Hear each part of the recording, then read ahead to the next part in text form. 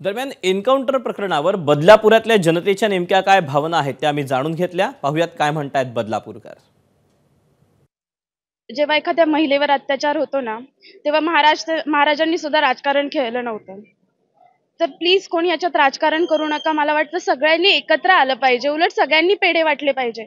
भले आता पोलिसांवर सुद्धा लोकांना बोट उचलतात की नाही यांचा प्लॅन असेल, नाही काहीतरी वेगळं असेल, पण विचार हा करा ना की त्या आरोपीला शिक्षा मिळाली कुठून ना कुठून मिळाली। कारण की आज खरं तर मुंबई पोलिसांचं बोलतात ना ते हे होतं ना की आमच्या हातात न्याय पाहिजे, त्यांच्या हातात न्याय होता, त्यांनी तो केला।